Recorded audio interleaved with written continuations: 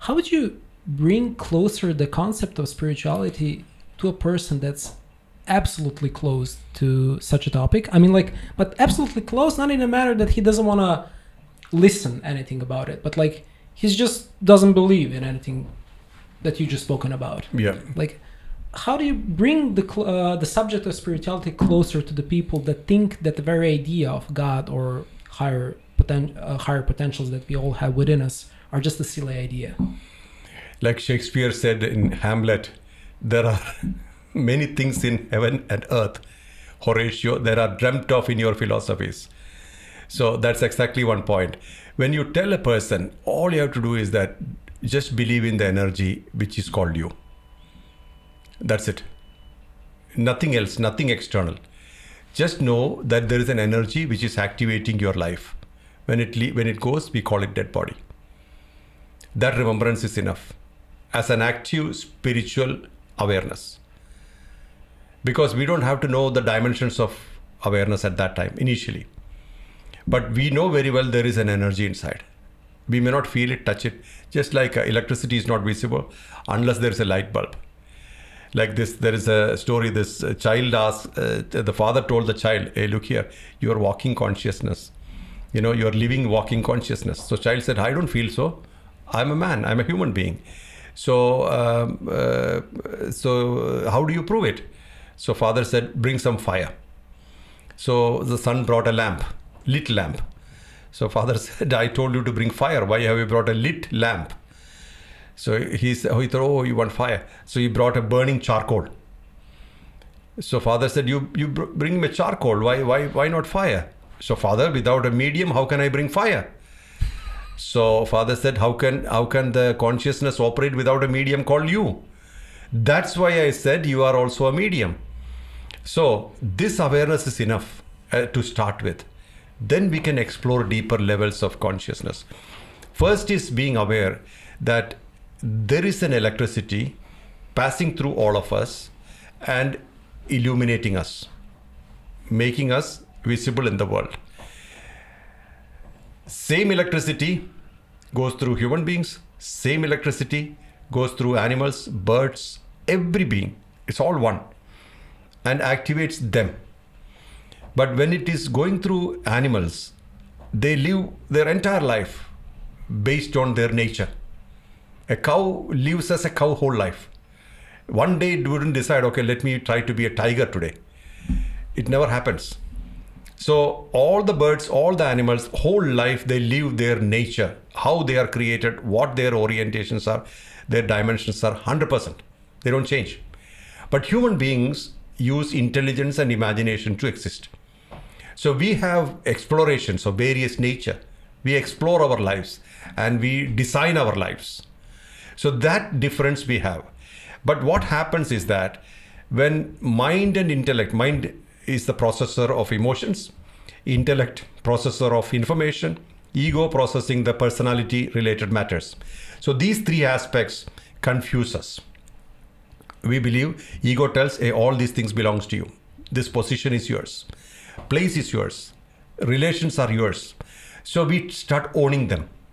Then we don't recognize them anymore as an individual creation. Because we always consider them in terms of my existence, my wife, my child, my car, I am important and along with me other. Instead, we will not see, oh, that person is existing on their own. Relationships are all temporary. It can come, it can go, it can stay. But that person has an existence without you.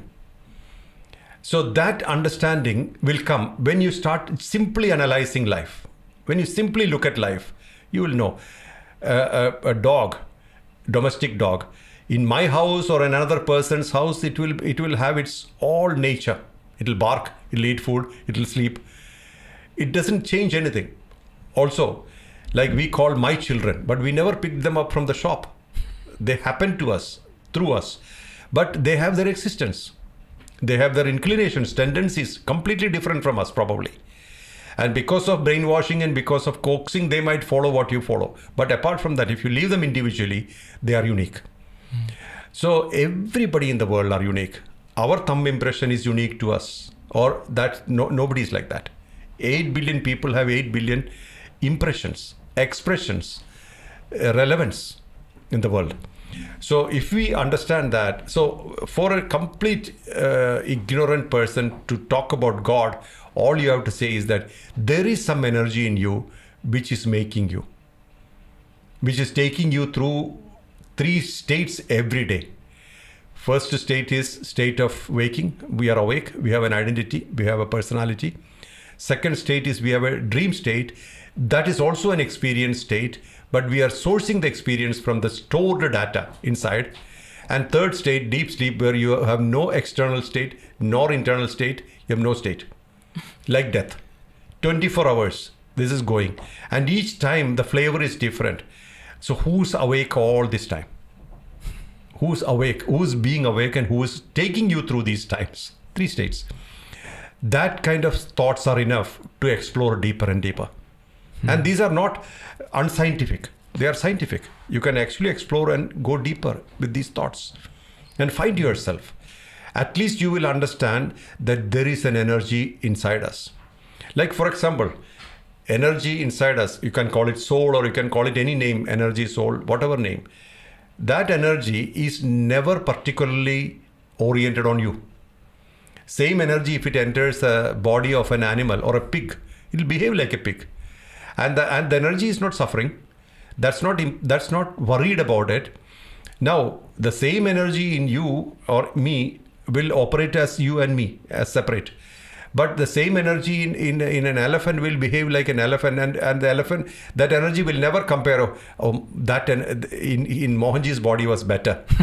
Now what have I committed? Nothing like it. It is completely neutral, completely selfless, just like electricity. If you channel it to the light bulb, it gives you light. If you channel it to the washing machine, it washes clothes. If you channel it to the television, it gives you a picture. Same electricity. And it has no choices. It is not interested in the machine. Where it's going, it will activate it. Same like the soul, where is it going? It will activate that thing. That's why we have to respect all creations. Because it's all our expressions or our extensions. So once we understand that, we'll be very peaceful. We will not have conflicts. There are no strangers in this world. They are all us in one way or the other. Different bodies, but bodies are temporary. How many days we will keep it? Maybe 80 years, 100 years. That's it. But then you have to shed it. So this understanding is very important. As I said, the fastest growing philosophy in the world is atheism now. That's a study has proved it. Because most people don't believe in God. Most people don't believe in religion.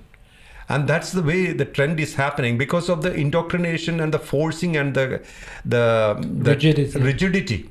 Yeah, people don't like rigidity. They like love. We can attain everything with love. All you need is love. So we can go very deep into ourselves through simple formats. And then the process is contemplation, not meditation. Contemplation. Contemplation is asking questions. Who am I actually? What is this thing called me? Not in terms of a book. Books have said everything. Don't look at books. Don't look at people. Don't look at philosophies. Don't look at classes. Look at yourself. What makes you happy? What makes you expanded? And the answer will come. Love makes you expanded. Care, unconditionality, compassion, kindness makes you expanded. Anger, hatred, jealousy, revenge makes you contracted, shrinks you.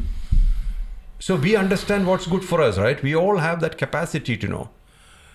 Then we know we can make the best use of what is inside us in this life.